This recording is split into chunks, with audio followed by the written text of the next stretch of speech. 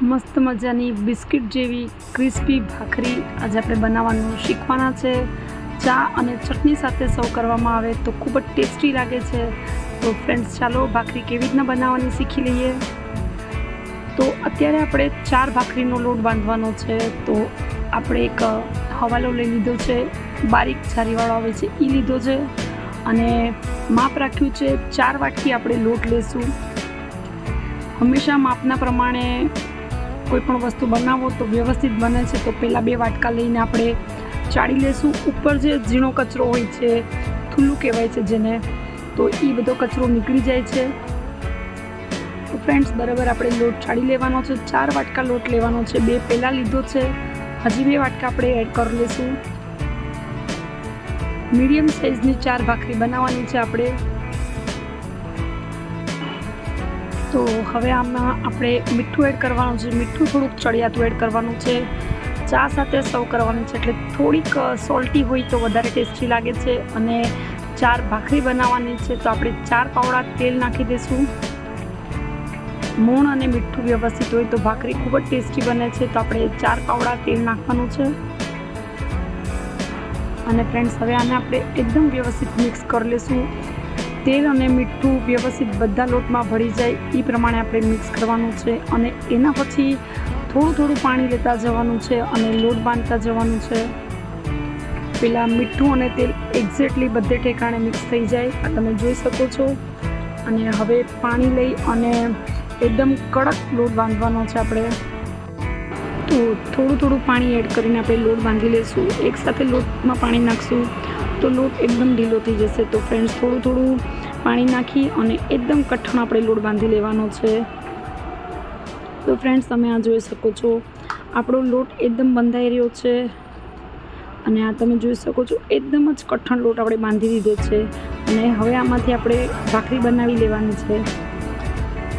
તો એમાંથી એક લુઓ આપણે લઈ લીધો છે પહેલાં, અને એકદમ પ્રેશરથી દબાવી અને પછી આપણે ભાખરી વણવાની છે। તો ફ્રેન્ડ્સ, લુવાને એકદમ પ્રેશરથી દબાવીને ભાખરી વણવી પડશે આપણે। તો આ તમે જોઈ શકો છો, કોર્નરમાંથી ફાટે છે, પણ આપણે પાછું એને ઉથલાવી અને પછી અંદર તરફ ફોલ્ડ કરી અને એકદમ ફાઇન લુઓ રેડી કરી દઈશું।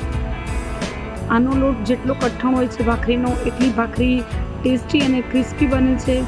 તો ફ્રેન્ડ્સ, આવી રીતના દબાવી અને આપણે આખી ભાખરી વણી લેવાની છે। તો ફ્રેન્ડ્સ, આપણે ભાખરી એકદમ વણી લીધી છે, આ તમે જોઈ શકો છો।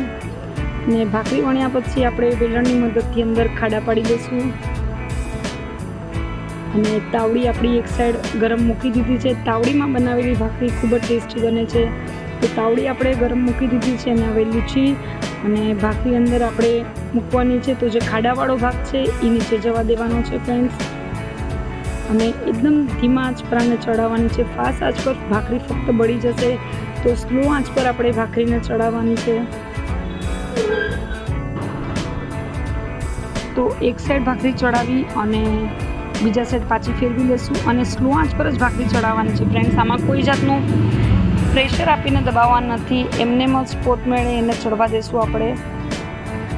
અને તાવડીની જે ભાખરી છે એનો ટેસ્ટ જ કંઈ અનોખો લાગે છે। તો ફ્રેન્ડ્સ, એક સાઈડ આપણી ચડી ગઈ છે, હવે બીજી સાઈડ પણ આપણી ચડી જશે, અને આપણી ભાખરી બનીને એકદમ જ રેડી થઈ ગઈ છે, આ તમે જોઈ શકો છો। હવે થાળીમાં લઈ અને ઘી ચોપડી લેશું। શુદ્ધ દેશી ઘી ભાખરીમાં ખૂબ જ ટેસ્ટી લાગે છે ફ્રેન્ડ્સ। ઘી લગાડી લેશું હવે આપણે।